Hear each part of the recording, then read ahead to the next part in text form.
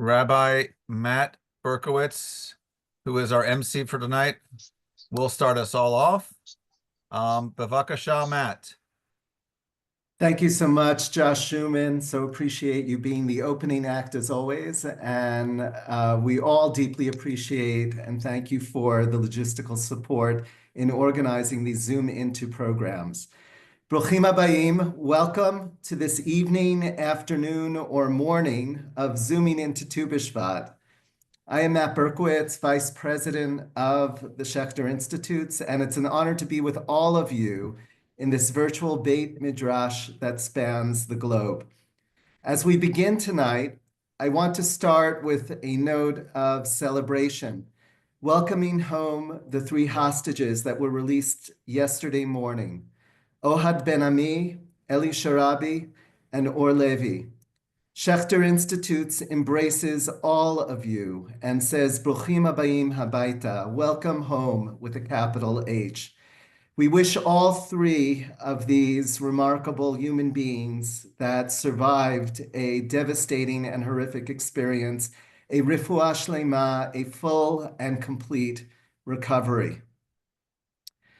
As we near Tu B'Shvat, which we will be celebrating this week, this coming Thursday, want to say that it's a very, very beautiful time to reflect on the connection between Adam, humanity, and Adama, the earth. And I want to share with you a very, very beautiful text from Kohelet Rabbah, which says the following.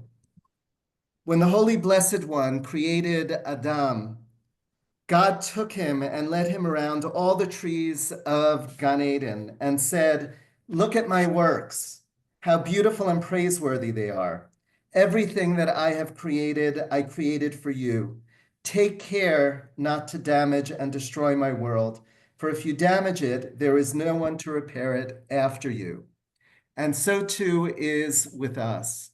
We are the caretakers, we are the caregivers in this world. Over the next 90 minutes, you will hear a variety of reflections on the 15th of the month of Shvat, Jewish Arbor Day. Rabbi Dr. Reb Mimi Fegelson will be sharing Hasidic reflections on its observance. Rabbi Chaya Rowan-Becker will be talking movingly about post-October 7th ideas to weave into your Tu B'Shvat Seder. And in between both of these luminaries, I will have the honor of teaching about the development of the observance of Tu B'Shvat, which in many ways was sparked in Galut, in the diaspora, by a longing for the land. And so let us begin in earnest. It's my pleasure to turn over the bima to Rabbi Dr. Reb Mimi Fegelson, Mashpia Ruchanit of the Schechter Rabbinical Seminary. Reb Mimi, it is so wonderful to start off with you and to immerse in some inspiration from the Hasidic world.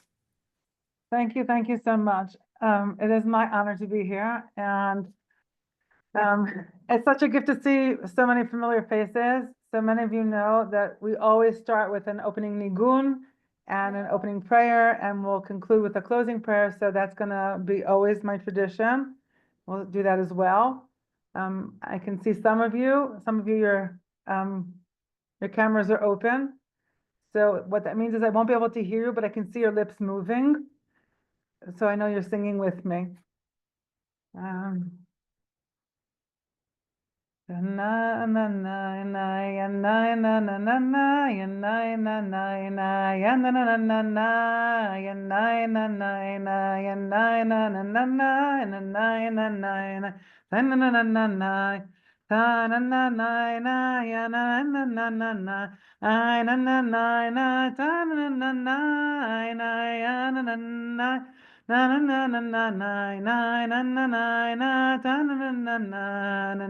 na na the na na na na na na na na na na ya na na na na na and na na na na ya na na na na na na na na na na na I na na na na na I na na na na na na na na na I na na na na I na na na na I na na na na na na na na na Ay, nay, nay, nay, nay, ay, nay, nay, nay, nay.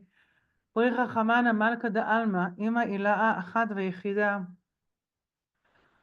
One and only, bless us with the strength to be able to dig deep and find new sources of strength, of devotion, of belief, to be able to continue to move forward, to find ways to continue to grow, to move forward, to have faith,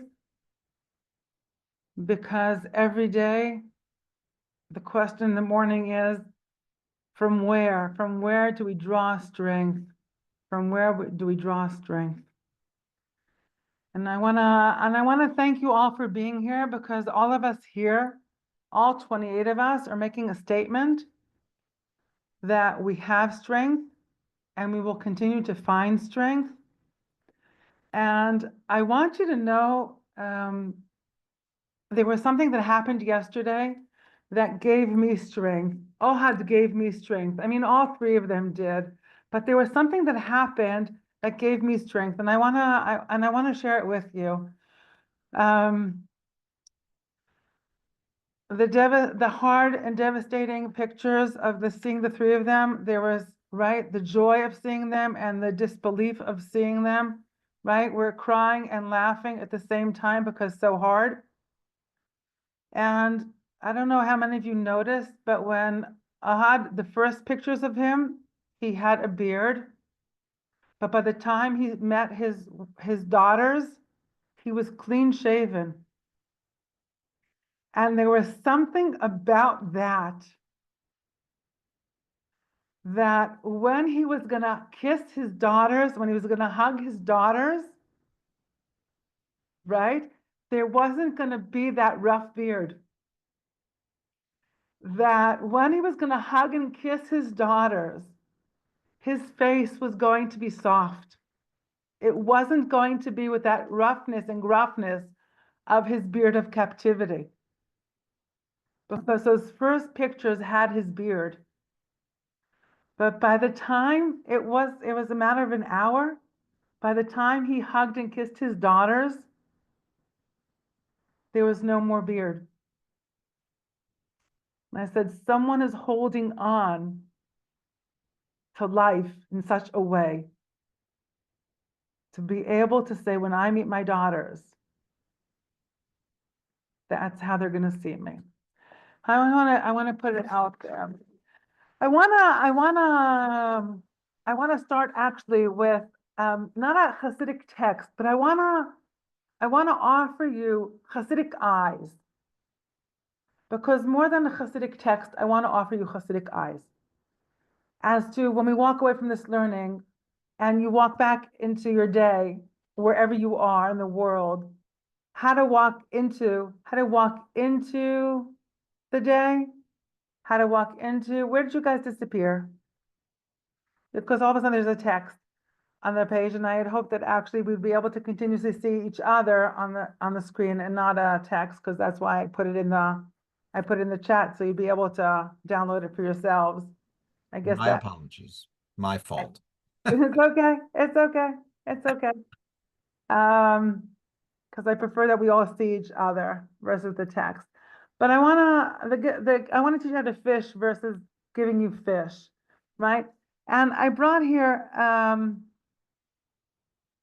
the first opening Mishnah from the tractate of Rosh Hashanah. And it deals with the four new years that we have, right? And one is on the first of Nisan, is for the kings and the festivals. The first of Elul is for the beasts. And we know at the end of it, it says that there's a machloket, there's a controversy between Bet Shammai and Bet Hillel, whether the Rosh Hashanah for the Ilan, for the Ilanot, for the Ilan, the tree, right? The tree, in the singular, right? Even though in the English translation is for the trees, but in the Hebrew, it's Rosh Hashanah La'ilan, for the tree. Bet Shammai is Be'echad Bishvat Ke Divrei Bet Shammai, in the likeness of the words of Shammai. And in Bet Hillel says on the 15th of of the month, right? Now, the rabbis, I want to say, they'll say whether it has to do with whether the rain, most of the rain has already come down already, and or not. But I wanna first say, for me, it's a question of the beginning of the month where we have no moon, or the 15th of the month when we have a full moon. And when I think to myself, Shammai, no moon, Hillel, full moon, and I say to myself, 1 second, there's another controversy between machloket, between Hillel and Shammai about light, and that's Chanukah, right? And there, so I brought this, you would think that they don't have really any kind of relationship between them, right? But in some way, we see that in the controversy of Hillel and Shammai on Hanukkah, for Shammai, on the first day you have all the light, 8 lights. And with Hillel, you go from 1 to 8. It's almost like the opposite. It's almost the opposite. On Hanukkah, right? Thank you for scrolling for me. Right? On Hanukkah, you see Shammai says you start with 8, you blast all the light, and then you go down. And Hillel says you start with 1, and then you go up. And I wanna think about this in the following way. When we need to take that next step in our life, like Tu B'Shvat is coming, we're coming out of winter towards this growth, towards the spring. When we are aspiring to take that next step in our life, do we need to have a full picture in our imagination? Do we need to know the totality of what the plan is going to be? Or is it enough that we know a something? Do we need to see the whole blossom, the whole tree blossoming? Or is it enough do we need that we have the bud?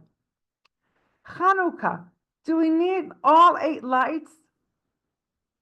You know, we have also the story with Hillel and Shammai about the convert that wanted to learn, right, on all of the Torah on 1 foot, right? And Hillel says, oh, what is hateful to you, don't do to your friend, and this is all of the Torah. And Shammai pushes him on the beam of the building, but Shammai was actually a builder. He says, Shammai is saying, you have to know, you have to have every detail, the details. Unless you have all the pictures, all the pieces pulled together, you can't move forward. And Hillel is saying, no, you know what? We have to have one principle. And if you have the principle, that's all you need to move forward. And I think about our hostages as they're coming back. And I think about our country. And I think about each and every one of us. And these last years have been so hard. We went from Corona, we went now into these 2 years, right? And how do we draw strength? And I think these controversies between Hillel and Shammai are really asking us, and these are Hasidic eyes. Hasidic eyes are eyes that ask of us to look at our lives and look at the world around us like the Pardes, like the orchard, like a kaleidoscope, like seeing our reality on multiple levels simultaneously. Pshat, remez, darash, and sod, the literal, the figurative, the parable, the secret, the mystical. What are we seeing? So when I see this controversy between Hillel and Shammai about the tree, because the tree is about what do we need to be able to trust even ourselves?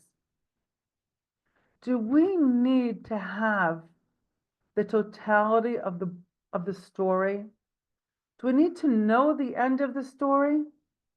Or is it enough to have the beginning of the story? to take that first step? Do I need to work out all the details? Or is it enough to begin to dream? And what is it going to take to even have the courage to dream? And I actually think that when Shammai says that the Rosh Hashanah La'ilan is on the first day of the month, he's saying, actually, you don't need a full moon. You don't need a full moon. All you need is to know and to have belief that there is a process of growing nature. Trust nature. Even if sometimes we don't have a strength to trust even ourselves, but trust nature. We know that after the winter, spring will come. So trust even when there's just a sliver of the moon, Shammai is saying. And also I want to say, and Hanukkah, the time he said, sometimes the truth is, sometimes the only way is you got to blast the darkness. And that's also true. So, and I also want to say, how do we know? How do we know when it's enough for a something and when it is that we can blast the darkness out? Now I want us to go down the page a little bit, and I did bring you two Hasidic sources for us to look at in the few minutes that we have to think about how do we go about drawing these different elements of strength from within ourselves, right? And I want us to remember that when the Mishnah talks about Tu B'Shvat, the 15th of Shvat, I also want you to remember the 15th is God's name, because really we should be saying 15 is Yud and Hey, and because Yud and Hey is God's name, we say Tet and Vav, we say 9 and 6. But I really want to remind us that the 15th of Shvat is actually God's name, Yud and Hey. And I want to remind us that the Talmud teaches us that God created the higher world with the letter Yud and the physical world with the letter Hey. As it says in the Pasuk, Ki v'ya Hashem tzur olamim, with Yud and Hey, God created the worlds. Ki v'ya Hashem, Yud Hey, Ki v'ya Hashem tzur olamim. With Yud and Hey, God created the world. With Yud and Hey, God created the world. The higher world with Yud and the physical world with Hey, which is why I will tell you that there actually is a tradition that when at times women have a challenge in bringing children into the world, one mystical practice is to add a name with a Hey as a way of bringing her into the world. Like Sarai, the Gemara says, Sarai can't conceive, but Sarah can conceive. So God's name as Yud and Hey. So Tu B'Shvat, the Tedvav of Shvat, the Yud and the Hey of Shvat, this is about a time of saying, this is the time, each one of us is the Ilan. We are the Ilan, the Etz HaChaim. We are God's tree of life. Now, can we believe that we're God's tree of life? Can we take that upon ourselves to be God's tree of life? Can we embrace being God's tree of life? So here the Bnei Yissaschar, Hasidic master of the first half of the 19th century, he says the following. He says, Rosh Hashanah is for the tree, not the trees. Rosh Hashanah la'ilan, for each and every one of us. Right? Because he says, first of all, he says there's a Hasidic tradition to pray for the etrog. And you know, in the mystical traditions, the etrog is likened to our heart. So this is the time to reconnect to our heart, because our heart is where our belief sits. Like our mind is one thought or another. Our heart can hold 4 chambers. Our heart can hold multiple feelings. Sometimes believing, sometimes not so much. So this is our time to hold on to these multiple feelings simultaneously. He says, so this is the time to hold on to our heart, to pray on Tu B'Shvat for our etrog. But he says more than that. He says, שיתפלל האדם ביום ההוא ראשית יסוד הצמיחה, שיזדמן לו השם יתברך לעת המצטרך פרי הדר. Hadar is hidur, is glory. He's saying, this is the time to say, Master of the world, I want to walk in the world in glory. It's not enough to be in the world, right? It's not enough to breathe, right? Courage to grow is to say, I want to be more. What water does is water, when you water a plant, it grows. And the more it grows, the more water it needs.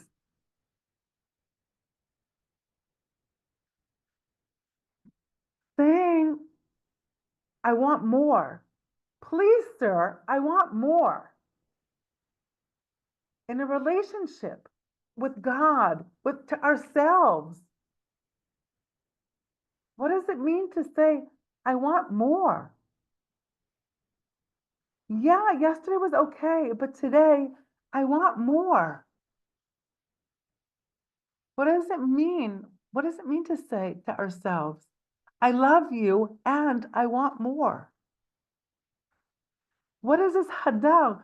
So on Tu B'Shvat, this tradition to pray for etrog, for etz hadar, right?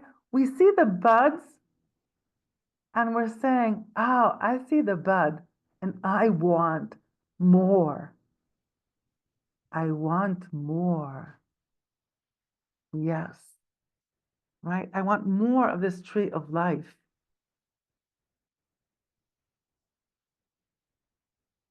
And then he says,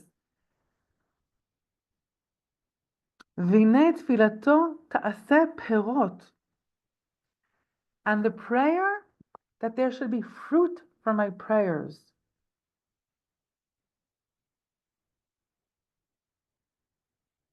Imagine what that means. First of all, I want to say, what does it mean to pray in a way that my prayers are not stale? What does it mean to say that I want my prayers to grow? So I want us to think about Tu B'Shvat not only as trees, not only as plants, but our connection to our source of life. And I want to say that this past year and a half, so many different parts of our life have been taken from us. And what does it mean to say no? It's so easy, I want to say, to say with atrocities going on, to let go of our own personal visions, to stop taking care of ourselves, even to surrender to our life of prayer, to our life of self-care, to our relationship with God, even at times. And here the Bnei Yisachar is saying, no, we need to hold on to Etz Hadar. We need to hold on to glory. We need to have the courage to hold on to it. And the last piece I want to hold on to, we have about a few minutes, is this teaching from the Beit Yaakov, the son of the Mea Shiloach, the son of the Ishbitzer Rebbe. And whatever opportunity I have to share this teaching, I do, because for me, this teaching is one of my covenantal teachings and close to my heart beyond words. He bases it on two sources. One is from Parshat Tazria, on the pasuk Isha ki tazria v'yalda zachar. On the one hand, a woman who is seated. We're talking about Tu B'Shvat. Now the woman is the earth, is Mother Earth, and she is seated with something which is seated, and she gives birth to something which is other than her. Isha, a female, which is seated and gives birth to male. How many times are we asked to birth into the world something which is other than who we are? And what does that mean? To birth something which we think we can't bring into the world? How much can we change? How can we form and reform and be informed and reform? And it's connected for the Beit Yaakov on the verses from Tehillim, from Psalm 139. Plia dat mimeni niskava lo uchala. This element of God being so wondrous. God is so wondrous that no matter where I go and what I do, God is always with us. No matter how far I go, no matter how high I go, no matter how low I go, the master of the world, the one and only, the divine mother, is always with us. For the Beit Yaakov, Rabbi Yaakov Leiner, he says this is wondrous. He says, how can it be that the finite and the infinite can ever meet? Right? God is infinite and human beings are finite. How can we meet? The Beit Yaakov says when we pray, how can our prayer meet God? Right? That prayer that the B'nai Yisachar wants us to pray, that glorious prayer, asking of us to pray, to ask for more. How can that prayer meet God who is infinite? And the Beit Yaakov says, when God sees that we are willing to go beyond ourselves into the realm of faith, outside of ourselves, when God sees we're willing to go beyond ourselves, then God is willing to go beyond God's self, so to speak. And in that place where we are willing to go beyond ourselves, God goes beyond God's self, so to speak. We mirror each other. And in that place of mirroring, that is where we meet. I want to say, if I have the chutzpah and the audacity to say that Tu B'Shvat, this divine name of Yud and He, which is the masculine and the feminine God's name, the letter Yud is a masculine letter in the Kabbalah, and He is the feminine letter of God's name. When the two come together, the masculine and the feminine, when these two elements of the unknown come together, when God courage to enter into a place of the unknown and our courage come into a place of the unknown, that's where growth happens. And this controversy of Shammai and Hillel in saying, how much strength do we need? How much vision do we need to have in order to take that first step? And I think here, actually, Shammai was the compassionate one when he said, it's only the crescent. Because most of the rain has already come on the first of Shvat. So you only need a little bit of the light. Most of the Geshem, the Gashmiut, most of the rain has already come. And I think Hillel is saying it's not only about the rain, it's also about the warmth of the sun. We need, in order to bring things into the world, we also need not only the potential, but we also have to see a way of actualizing it. And that is why, and I'll conclude with this, as I think why the tradition now of having these Tu B'Shvat Seders which has become so common, is such an amazing preparation. You know, it happens on the 15th of Shvat, which is a month before Purim, which is a month before Pesach. It's the first time to get us out of our house in the winter, to prepare us for coming together on Pesach, which prepares us to coming on Purim, which prepares us to coming together on Pesach. It's a way of saying, yes, we need the courage to grow by creating a vision, an image, a dream. We begin with a prayer. And at the same time, we need each other. We need the sun, we need the full moon at night to be able to shine our way with each other and draw courage and strength from each other. And I think that's also why here in Israel, we've been watching the recordings over and over again so we can draw strength again and again from each other to continue to grow. I bless us to find a Seder table to sit at on this Tu B'Shvat, to look at each other, to draw strength from each other, and to continue to grow from and with each other. Reb Mimi, Yashar Kochech. Well, thank What you. what a privilege to learn from you. And it reminds us how blessed our rabbinical students are at the Schechter Rabbinical Seminary, that they get to learn from you on a regular basis.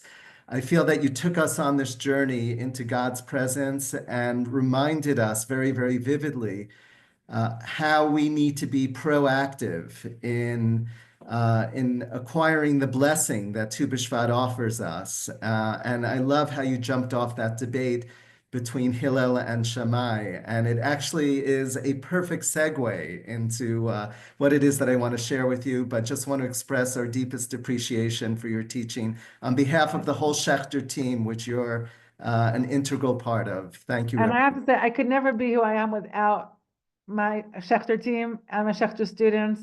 That is for sure. Nothing I do by myself.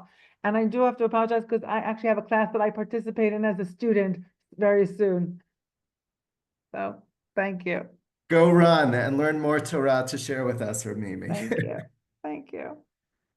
So it's my delight to turn to the Torah that I want to share with you this evening in Jerusalem, or afternoon or morning, wherever it is that you find yourself in the world.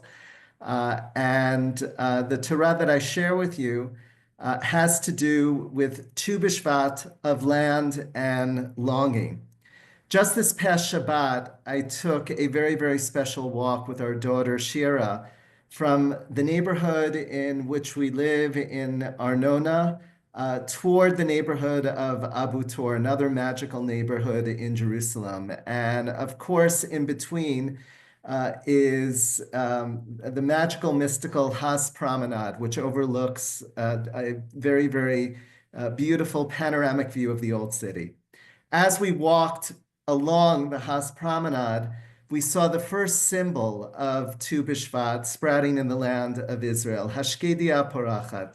Right? You recognize this immediately once you see it, the almond trees blossoming in the land of Israel. As soon as you see these almond trees blossoming, you know that Tu B'Shvat is on the way. And it's just magical that this happens just a few days before Tu B'Shvat, but certainly on the day of Tu B'Shvat, that we see this very, very optimistic note of spring, even with a very, very cold blast of weather that we're experiencing in Jerusalem. And I know well that you're experiencing, those of you in the Northeast and elsewhere in the United States and North America. The celebration of Tu B'Shvat, which has become relatively widespread in the Jewish world, would lead one to believe that the source for this holiday is found in Torah, that is to say, in written Torah, when in truth it is not even remotely implied or suggested in the entirety of Tanakh, in the entirety of the Hebrew Scriptures. Indeed, it may have been celebrated as a holiday prior to the destruction of the Second Temple. And if so, in all likelihood, the holiday was abandoned as its roots were solely agricultural. One of the salient pieces that we observe regarding the development of Shalosh Regalim, the three pilgrimage festivals that we have in the tradition, is that while each of these festivals of Pesach, Shavuot, and Sukkot had its original roots in the agricultural cycle of the year, each was ultimately given historical significance, right? So when you think about it, over the arc of these holidays, Pesach is explicitly connected to Yetziat Mitzrayim, to the Exodus. Shavuot, Matan Torah, the giving of Torah, and then Sukkot connects us to the wanderings of the Israelites in the desert.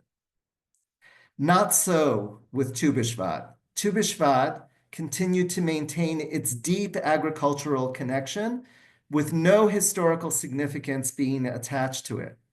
And so the first explicit mention that we have of Tu B'Shvat is in the Mishnah that Reb Mimi shared with us, the first Mishnah of Masechet Rosh Hashanah, of the tractate of Rosh Hashanah.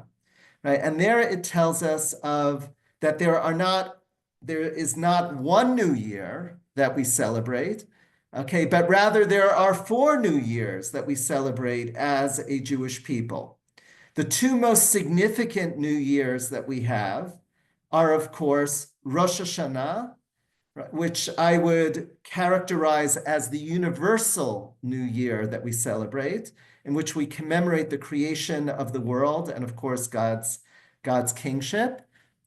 And the other very significant new year is that of Pesach. And I would describe that as being the particular new year of the Jewish people. That is the new year that recognizes and celebrates the creation of the Jewish people as a nation.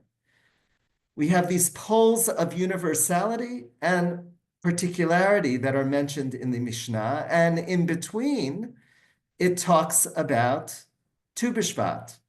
Okay, we see at the end of this Mishnah, it says, on the 1st of Shvat is the new year for the tree. Again, this is emphasizing the translation that Reb Mimi pointed out, not the trees, but it says Ha'ilan, the tree. The fruit of a tree that was formed prior to that date belonged to the previous tithe year and cannot be tithed together with fruit that was formed after that date. This ruling is in accordance with the statement of Beit Shammai. But Beit Hillel said, the new year for trees is on the 15th of Shvat. And of course, we go along with the ruling of Beit Hillel, and today we celebrate Tu B'Shvat. What is so notable in this teaching of the Mishnah that we're looking at on the screen right now is that it doesn't refer to Tu B'Shvat as a holiday, but rather, why is Tu B'Shvat, or in the case of Beit Shammai, the 1st of Shvat, significant?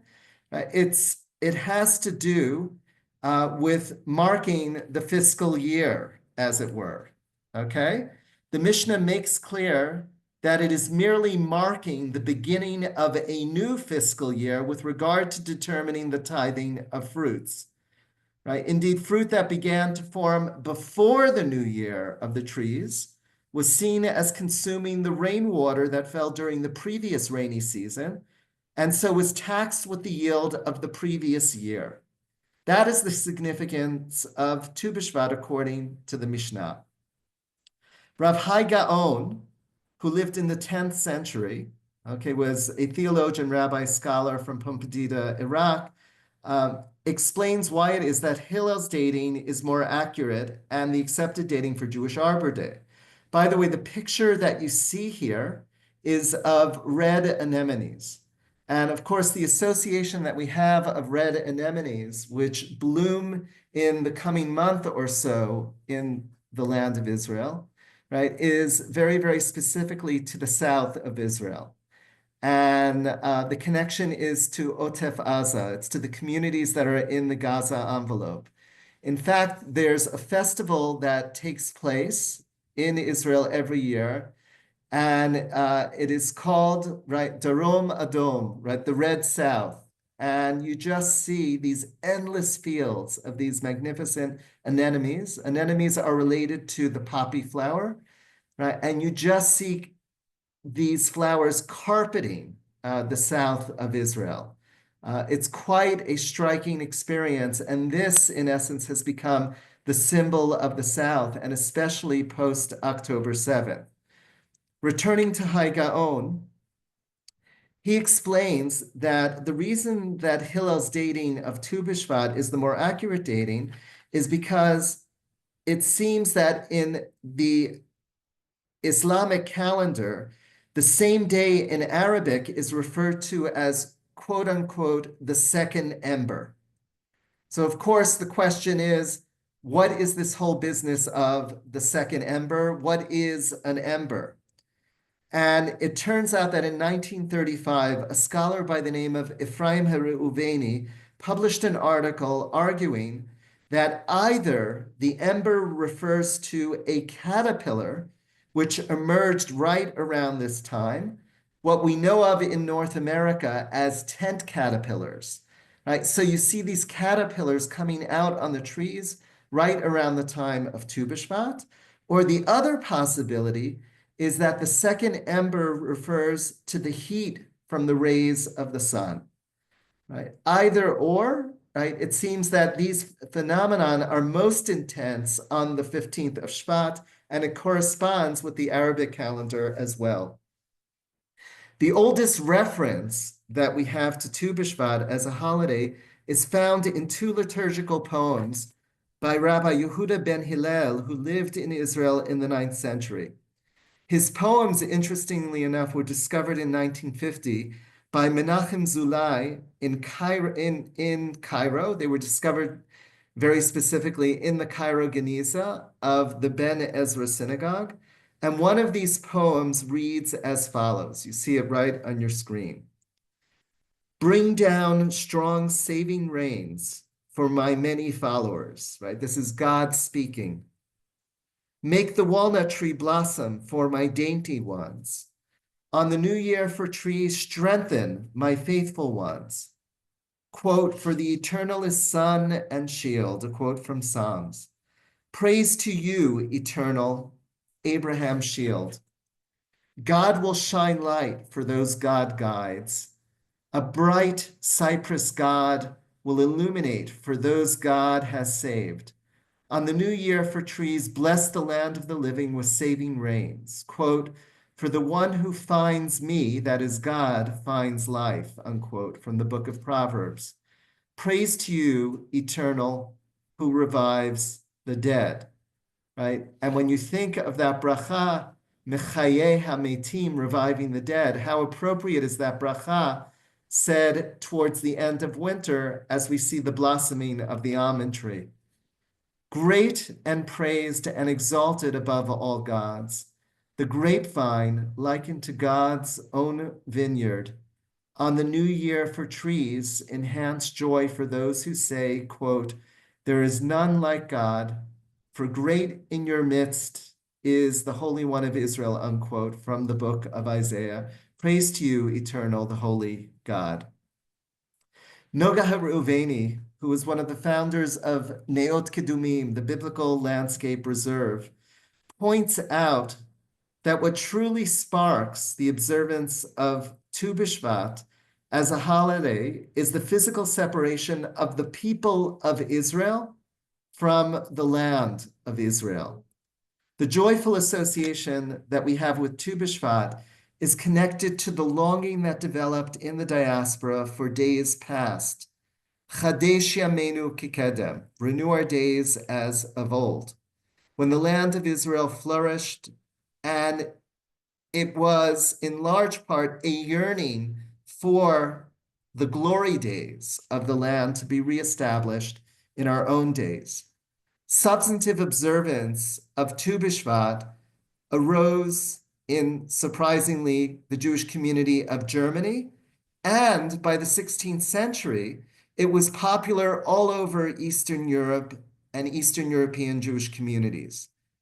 Much of the impetus for the observance of Tu B'Shvat, derived from a Kabbalistic pamphlet that was published in the first half of the 18th century called Pri Eitz Hadar, right? The fruit of the goodly tree. It deals extensively with the ritual of eating 30 varieties of fruit while reciting blessings and prayers. And it was adopted into a form of a Seder as we know it. It was based on Seder Shal Pesach, on the Passover Seder. And Tu B'Shvat Seders became quite prolific, right? And this notion of having 4 cups of wine, typically we begin with a cup of white wine. The white turns to a blush and then turns to a darker red. And finally, we end with a full cup of red wine. And the idea is that the wine that we are drinking mirrors the changes that we see in the landscape of Israel at this time of year. Right? And surely and truly, that is exactly what you see in the land of Israel. I'm thinking of crocuses that you see that are still in bloom while it's winter. And then, of course, the transition to the almond trees where we see the pinks. And then, of course, the anemones that I shared from southern Israel, right? That deep red. In addition, right, this essay, Pri Eitz Hadar, spoke of saying blessings over 30 varieties of fruit, and those fruits were taken from Shivat Aminim, the 7 species of the land of Israel. This essay appeared in a book called Chemdat Yamim, right, The Delight of Days, which first appeared in print in Izmir, Turkey in 1731. Right, again, right, we see these embers, right, there we go. We see these embers arising in Galut, in diaspora, and it was expression of the Jewish people's love and longing for Israel. And that is what leads, right, to this astronomical rise of Tu B'Shvat observance all over the world. Here is part of a prayer that is said before eating fruit during the ritual. May it be your will, eternal our God and God of our ancestors, that through the sacred power of eating fruit, which we are now eating and blessing, while reflecting on the secret of their supernal roots upon which they depend, their supernal sap will be aroused, so that bounty, favor, and blessing be bestowed upon them. May the angels appointed over them also be filled by the powerful bounty of glory. May it return and cause them to grow a second time, from the beginning of the year until its end, for bounty and blessing, for good, life, and peace. Now note well the conclusion of this excerpt and how appropriate it is to our own times. And fulfill for us the word that you promised through Malachi, your prophet, quote, and I will banish the devourer from among you, and they will not destroy the fruit of your earth, and the vine of your field will not miscarry, says the Lord, God of hosts, Adonai Tzvaot, unquote. Again, as I close this teaching, I want to say, welcome home, Ohad Ben Ami, Eli Sharabi, and Or Levi. We waited far too long to receive you, all of you, in our arms. And I conclude on an additional upbeat note. How did Tu B'Shvat become a new year for planting? It seems that it was Russian Jews, it was Russian Zionists who began this tradition in the decade preceding World War I and took this tradition on in earnest. They even thought it would be much more appropriate, right, to plant trees at Tu B'Shvat, right, than other times of year, which would be more fitting for the land of Israel. In the first 75 years of the 20th century, the JNF, the Jewish National Fund, planted some 200 million trees all over Israel. I want to say, Ken Yirbu, so may it multiply exponentially for all of us and for Jews the world over. And may we multiply exponentially as well. I want to wish you all Tu B'Shvat Sameach, and it's my pleasure to hand over the baton of Torah learning to Rabbi Chaya Rowan-Becker. Rabbi Chaya Rowan-Becker is the Dean of the Schechter Rabbinical Seminary. It is always a joy to learn with you, Chayas. Thank you so much for being our ultimate shiur, our ultimate lesson of Torah in this series of Zoom into Tu B'Shvat. Thank you, Rabbi Matt. You actually ended in giving me the perfect segue into what I wanted what I prepared for tonight. So thank you for that. So Rabbi Matt gave us some historical background to and development of the holiday of Tu or holiday of the Moed, the time of Tu B'Shvat, the celebration of Tu B'Shvat. And what I want to do tonight for the next 30 minutes or so is to take a look at what happened to that celebration, what happened to those contents and messages of celebrations of this event, of this time of year in Israel since October 7th.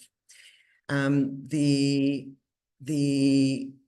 idea of Seder Tu B'Shvat and the celebration of Seder Tu B'Shvat has taken on a very specific Israeli style in recent decades, and I think that there's been a very, very interesting shift since October 7th, and I'd like to share some of those examples and thoughts on that with you. I'll just share my screen as we do in these events.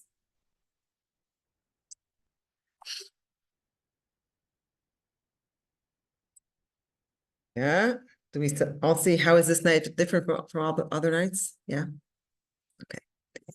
Just kind of right side of this screen. Okay. I see it. Yofi, toda. So really, Seder Tu B'Shvat, as we heard a little bit from Rabbi Matt, has been developed sort of in parallel to Seder Pesach, with the theme of four, with the 4 cups, changing colors, and going through the evening kind of with 4 stops, bringing up different topics, different issues having to do with the world of flora. And that's in very, very general terms, because really over the generations, over recent generation or two, it's evolved and changed. And as I said, we'll get to how it's changed since October 7th. But first, let's just take a quick look. And because really, it's really, I think it's one of our most evolving holidays. It's one of the most changing times in the Jewish calendar in terms of the content that we put in it and the ways that we celebrate it. So as Rabbi Metz mentioned, of course, it's not going to work now. Starting from a holiday of agricultural tax in the Mishnah, at the time, really basically only when we set the difference between the previous year and the next year for everything we need to know about the taxes that we owe for that agricultural year, to a holiday or a time of longing for the land and of dreaming of Eretz Yisrael and eating its fruit, expressing the love for Eretz Yisrael and the longing to Eretz Yisrael by eating its fruit in the second half of the second millennium. And to, as Matt said just in the end of his words, investing in the land, planting trees, mostly investing in land by planting trees. Planting trees has 3 main purposes, or had 3 main purposes. Kakal, JNF, those early chalutzim, what they wanted to do was, number 1, mark the boundaries of Israel.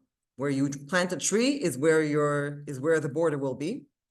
Number 2, make Israel green. and enjoyable, because as we know, Israel is naturally, much of Israel naturally is not not easy to look at, not easy to spend time in, not easy to hike around, and Kakal really invested in that. And number three, connect people to the land and make them feel like it belongs to them. And so that was for many years, as Rabbi Matt mentioned.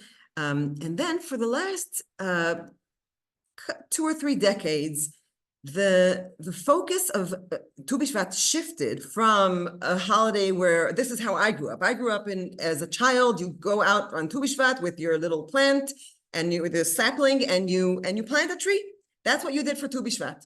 And as I watched the evolution in this holiday as I matured, and Seder Tu B'Shvat became more and more inside the house or with a group of friends or in your community, much less about going out to nature and planting trees, and much more about thinking about environmental values, which sometimes even collided with this idea of going out and planting trees where they don't grow on their own, and much more emphasizing letting nature do its do what nature knows how to do, and respecting nature and learning our place in the ecosystem, and developing and emphasizing those. And Tu B'Shvat became a holiday where environmental values were emphasized, taught, and that was, that's kind of the main message.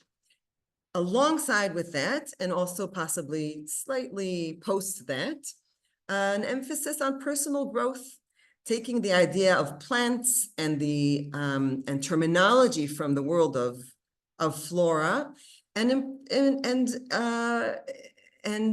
implementing it on the world of people, on the way that we interact, on the way that we live our lives, on the value that we can learn as individuals from the world of flora, and how, what we wish for ourselves, what we see, how we see ourselves developing, going back to the biblical parallel between a human being and the plant, but not as in the original biblical verse that you should have mercy on the plants because they are not like people who can protect themselves from you, but more in the direction of people are like plants they have roots, like plants they have needs, like plants they grow, and they, and this is how it evolves. And now I feel the shift after October 7th, which I'll try to show you, is to messages of national reconstruction and hope. We're not so interested in the individual anymore. We're not so interested in, well, of course, we try to be still interested in personal growth and environmental values and investing in the land and all of that. But the messages of post-October 7th, Tu B'Shvat Seders, it has a strong emphasis on national reconstruction and learning from the world of flora, the concept of hope. I'll show some examples here. I think I might be blocking part of the diagram, but we'll go over it together. I want to start from Midreshet Chanaton. Midreshet Chanaton put out a beautiful supplement to Seder Tu B'Shvat last year. It wasn't a full Seder Tu B'Shvat, it was a supplement. Take this and add it to your Tu B'Shvat Seder. And what I find really interesting about the Midreshet Chanaton pamphlet, I put some examples here, but I'll show you the full booklet right here. The Midreshet Chanaton booklet, first of all, its name is Shorshei Avir, air roots or aerial roots. For those of you who grow plants at home, especially orchids, or sometimes succulents have these, plants that climb have these as well. Aerial roots are what the plant puts out sort of to supplement what the roots do for the plant, but they grow in the air, they don't grow in the ground, in the soil. And the play on words here is beautiful because it goes in two directions. Shorshei Avir means our roots are in the air, are in the neshama, in the spiritual, right? Because everything that's physical around us is so difficult that we need to turn to the spiritual our roots need to go to the spiritual in order to get the nutrients and the energy that we need, or the nutrients that we need in order to produce energy, in order to be able to live. So that's number one. And number two is that Sholshei Avir, actually, the actual botanical concept of Sholshei Avir, of aerial roots, is that sometimes there's an issue with the soil, and the soil is toxic, or there's a problem with the soil. It cannot provide, the plant will do better to send its roots into the air and to try to get moisture from the air rather than from the soil, and therefore it does that. And so this is a protection mechanism of the plant sometimes, and that's exactly what we're feeling, right? This is exactly what's happening. The soil is tainted. The soil is here. There's the orchid. The orchid loves to make aerial roots. Thank you. Thank you, Rabbi Matt. So Sholshei Avir, but also I'd like to point out the emphasis on the shoresh, on the root, right? Midrash Chanaton says we're calling our Tu B'Shvat Seder, or our Tu B'Shvat supplement, Sholshei Avir. We're dealing now with the roots. We're not talking about planting and making the country green, and we're not talking about growth and reaching up high, and all of those things that we have from the plant world. We're talking about the roots. We're going back to the roots, because if we don't have the emphasis on roots, we feel like we have to go back to the basics, to the foundation. The other thing that the Midrash Chanaton supplement brings forth is, rather than go through the 4 glasses of wine with 4 different types of fruit and what do those fruits symbolize and so on, it goes through the range of human experiences in different aspects. It's constantly linked to trees, and it says we're going to talk about trees from here. I put the excerpt, and it's in Hebrew, so you can see the excerpt down here. I'll translate. Nevarech al hayesh v'nevakesh mishala la'atid. Number 1 is we'll be grateful for what we have, and we'll hope for something for the future. We'll make a wish for the future. Number 2, nismach al hakaya. We'll be happy for what we have. It's a little similar. Nevarech, to give blessing for what we have. Nismach, to be happy for what we have. Netzayen et she'avad, we will mark what we lost and that which we long for. Nodeh al perotenu, we'll be happy for our fruits. And nishzor tikva adina la'atid, we will hope something will weave a gentle hope for the future. So the Chanaton booklet goes through, here we'll see how they do that. They go through, and that's the last, the final point that I wanted to make about the Chanaton booklet. The Chanaton booklet goes through the song by Yankele Rotblit, sorry, Yankele Rotblit, a song, here they quote in the front of the booklet, Ben Adam ke'etz shatul al mayim, shoresh mevakesh, Ben Adam ke'etz shatul al mayim, shoresh mevakesh, Ben Adam kisne mul hashamayim, bo bo'eret ash. Ben Adam, a human being, is like etz shatul al mayim, like a tree planted on water, seeking roots. A man is like, or Ben Adam, a human being, is like sne mul hashamayim, is like the burning bush in front of the sky. So a person, this is again likening a person to a tree, but not likening a person to the normal growth of a tree. You can see in the choice of putting this quote in the center of the Seder, you can see the brokenness of this imagery of the plant world. We're not taking the plant world and saying people are like plants, they grow and they have roots and they grow and they're strong and then they grow up.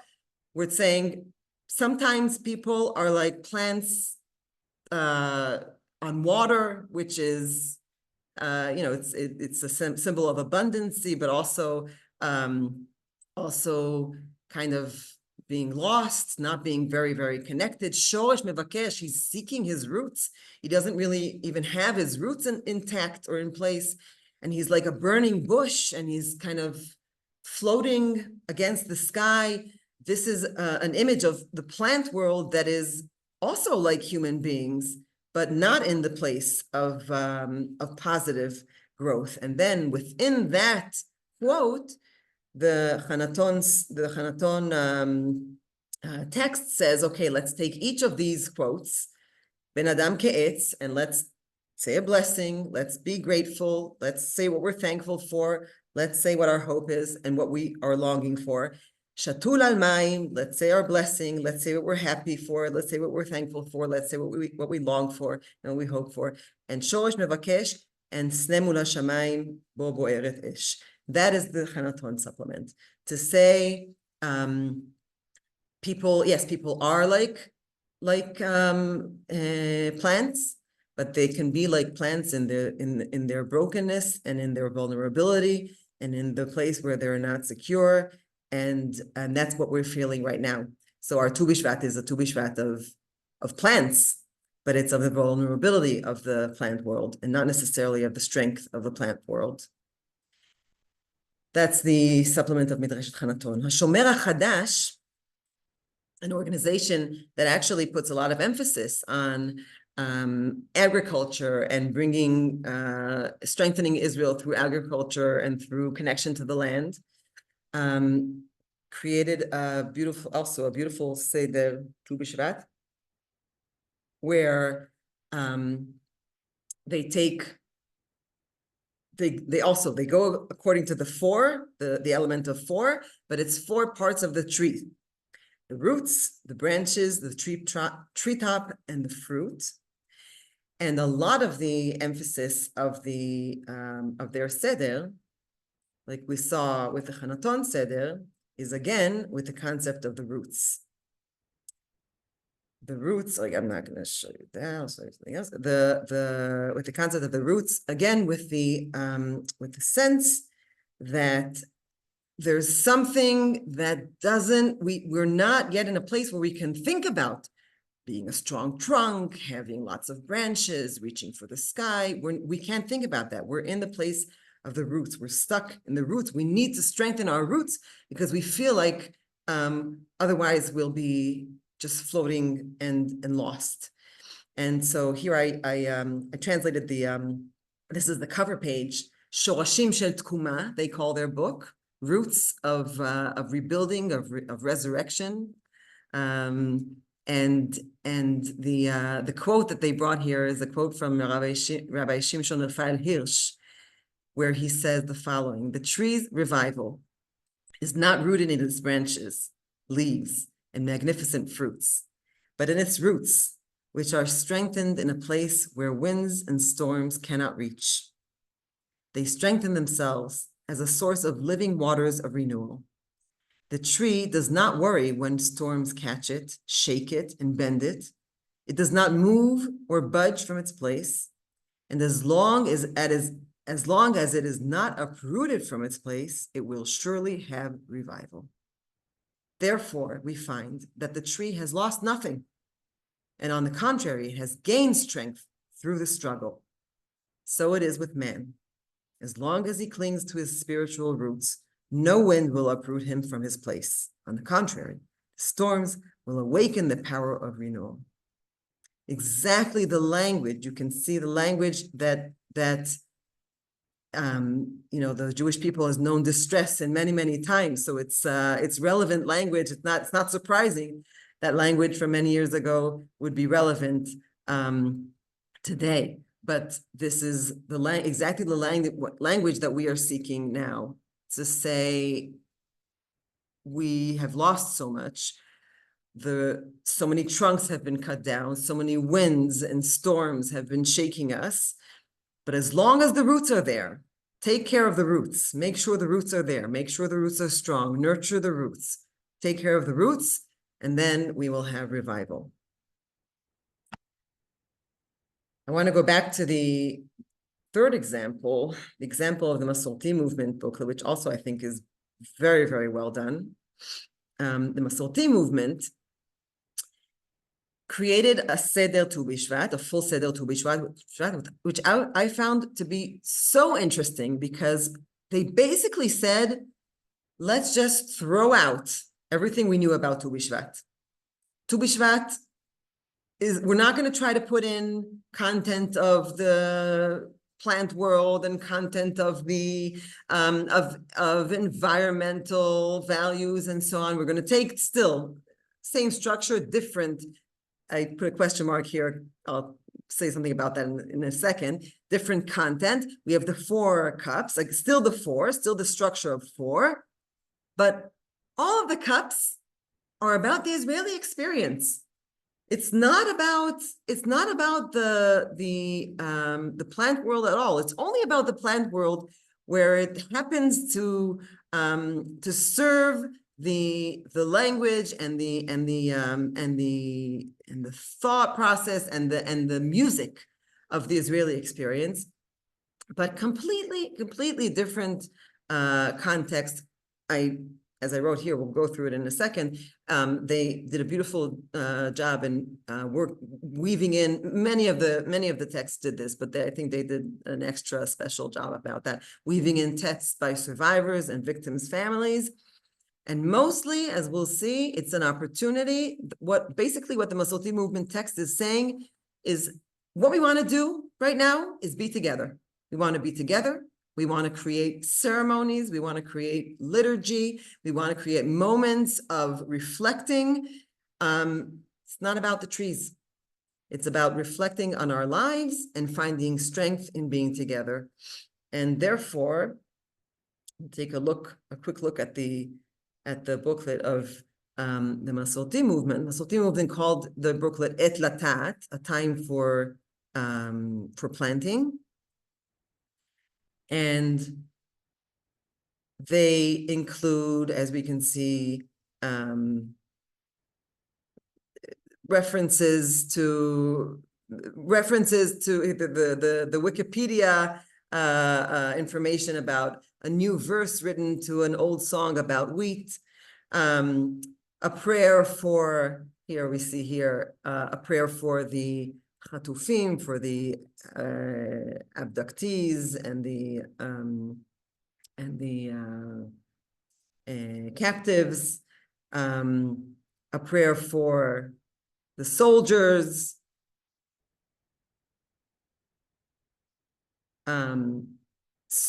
stories, testimonials from Nova survivors, songs about our connection to each other and to the land. This is basically a service. There's a song about zait, about olives, but it's a song about the dove with the olive branch and the peace that we long for. There's a song about tamar, about dates, but it's not a song about dates. It's a song about kapot marim, the branches of the date tree that shield us and protect us. The world of plants here is completely secondary to the feelings that we want to express about our longings and our hopes and our troubles and our worries and our prayers. Here is the prayer also we see for the soldiers. So this is, and there's a prayer for peace here from Rabbi Nachman. It's in reading this text, I felt like this wasn't necessarily a Seder Tu B'Shvat. I mean, it can be used on Tu B'Shvat. It's beautiful for Tu B'Shvat, but it's not necessarily a Seder Tu B'Shvat. It's a prayer vigil. It could be used in any prayer vigil throughout the year because it beautifully expresses our prayers and our wishes and our hopes, and it really just uses Tu B'Shvat as an excuse to be together and to pray together. And this type of text, I feel, I don't say that in criticism. On the contrary, I think this type of text feels the most appropriate, to me at least. It feels the most appropriate, feels the most relevant. You know, who has energy to start thinking about about imagery and parallels, and we have serious worries that we want to attend to right now, and this is a way of doing that. This is a way of saying every single holiday that happens throughout the year really just talks and expresses our fears and our hopes, and is there to allow us an opportunity to come together and to be together in that moment.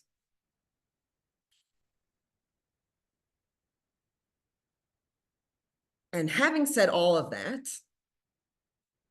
there still is, here we go.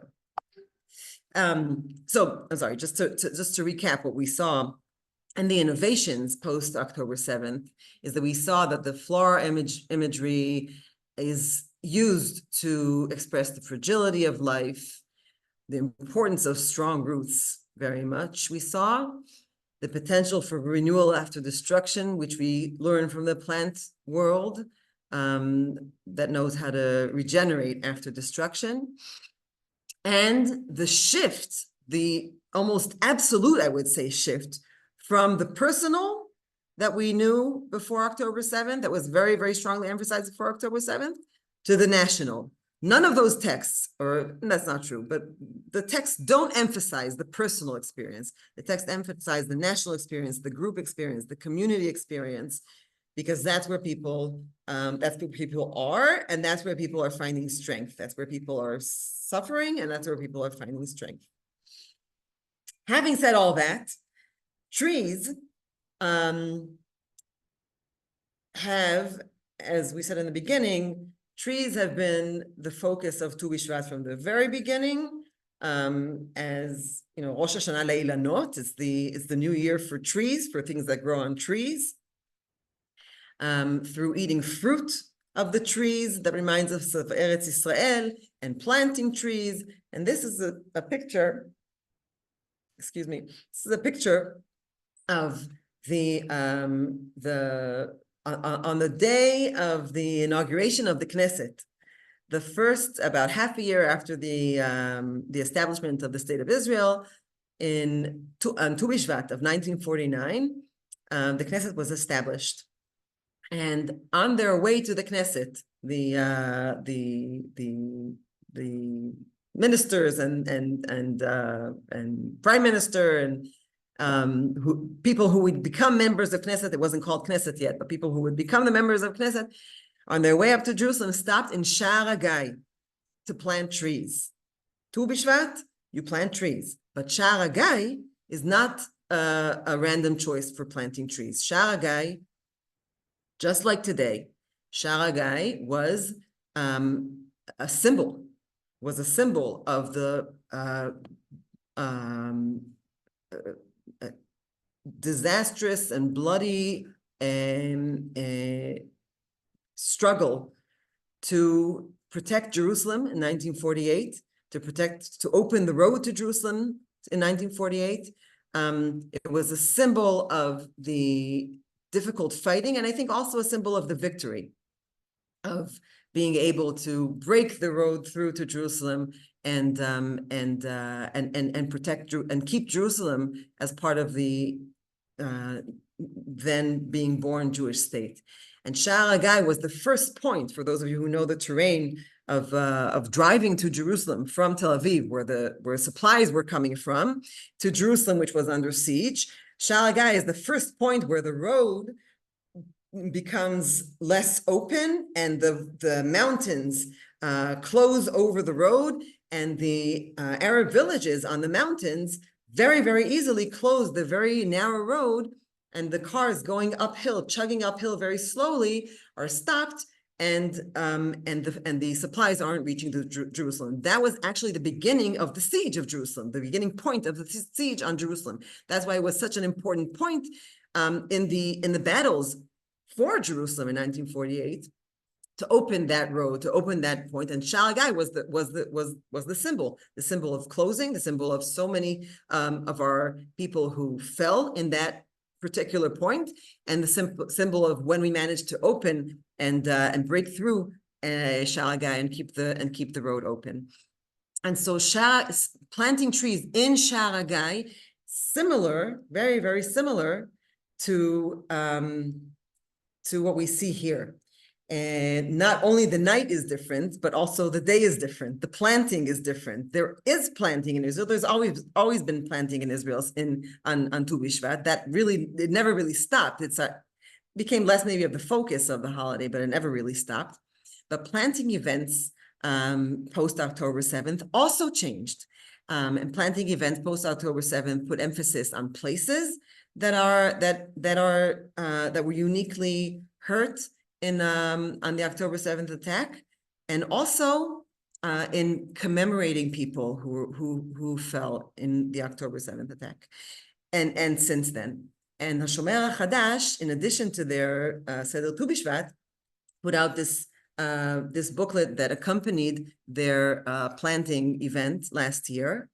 And what's beautiful about this pamphlet, these are only 3 stories of, I think, over 40 stories. They sent out a request. Anyone in the organization who wanted to commemorate someone could send in a bio on that person, and they would dedicate a tree for that person, and they would plant a tree for that person. And here we see on the left, Itai Vehadar Berdichevsky, a young couple who were murdered in their home in Kfar Aza, leaving 2 baby twins with no parents. And it tells the story about how the soldiers found those babies who were left in the safe room for 14 hours on their own after their parents were murdered, and managed to bring the babies to their grandmother. And then right next to them is the story of Salman Chavka from Yanoch Jat in the north, a Druze village in the north. No, I think it's a Bedouin village in the north. And Habib Kian from Chura, which is a Bedouin village in the south, not far from Omer, from Beersheba. And he was a soldier in Golani, and Salman was in the armored corps, and two Bedouin soldiers who fell protecting Israel. And imagine this setting of a Shomer HaChadash, where a group of people go out to plant trees in the land of Israel on Tu B'Shvat in memory of people who fell on October 7th and since then. And this event is attended by Bedouins in the Negev and Bedouins from the north, and people from kibbutzim, and people from development towns, and all of this world of planting in hopes of regenerating brings all of these people together, all this unlikely combination of people together in prayer for growth. I'm going to just finish up with this final excerpt from the speech from that day of the inauguration of the Knesset on Tu B'Shvat 1949.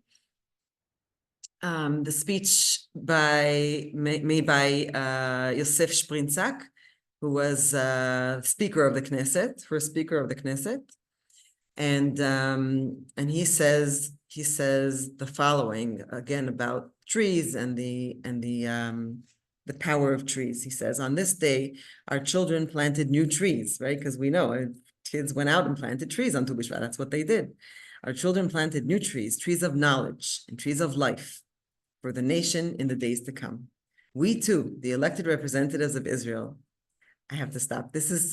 I find this so incredibly touching that the elected representatives of Israel go out and plant trees in the land of Israel.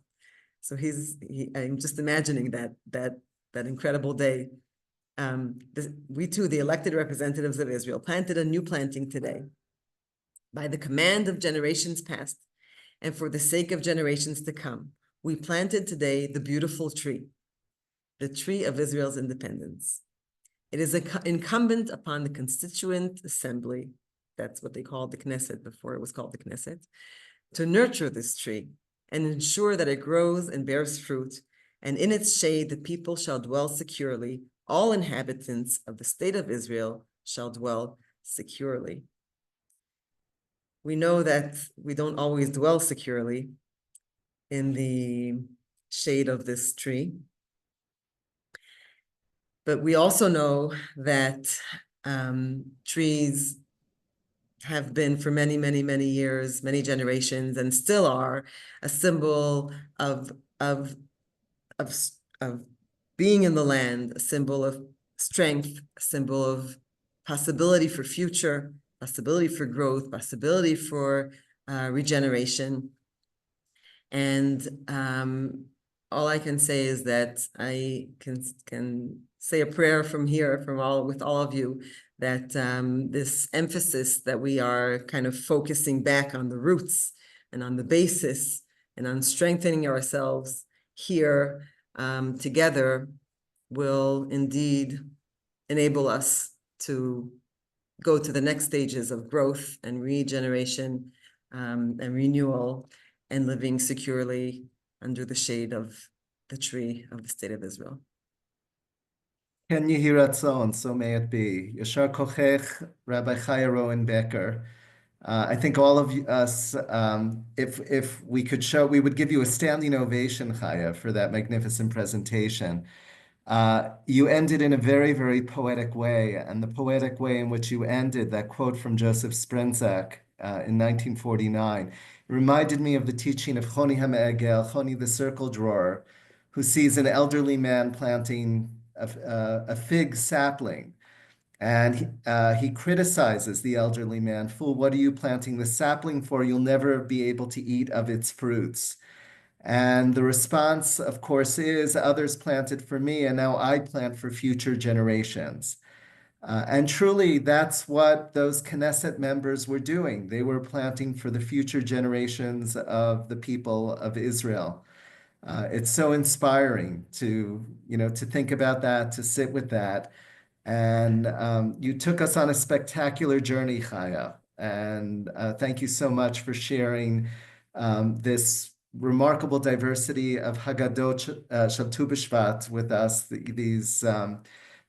various ways that the message of Tu B'Shvat has been reappropriated in very, very significant ways post-October 7th, how it is that we can derive particular meaning for this hour. So thank you so much for everything that you shared with us. In addition to your tech prowess, how it was that you were able to appear literally on Yes, so you're going to have to share that secret with me. I want to thank all of you for joining this Zoom into Tu B'Shvat. And before we close, I want to ask if all of you can go into the chat. Okay, this is relatively low tech. Go into the chat and share your favorite vegetation with all of us, whether it be an almond tree or a tomato plant or a caper plant or an orchid. Whatever it is that your favorite vegetation is, please put it in the chat. And in addition, please put a blessing for the Jewish people, for the Israeli people in the chat as well. And we will close with your blessings and with your favorite vegetation. So let it rip. Please open the gates.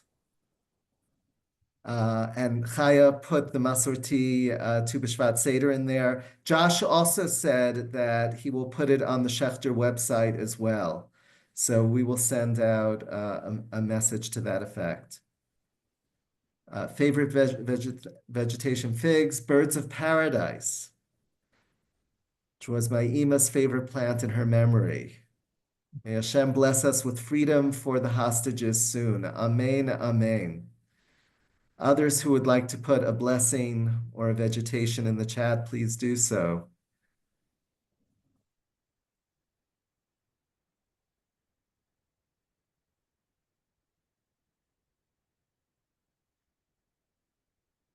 A date palm, a cucumber maybe.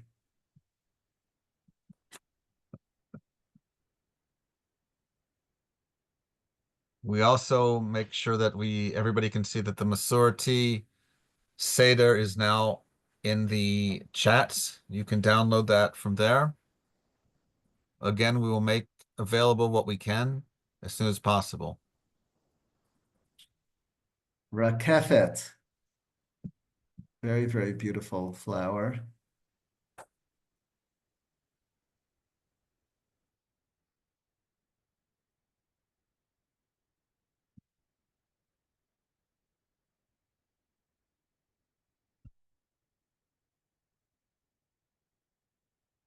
My wife Nadia just brought the piece that I did on Chonia Me'agel that appears in my Haggadah about planting the sapling, which is connected to the Shana Haba B'Yerushalayim. The orchid, I love how they regenerate. So may Am Yisrael with strength and beauty.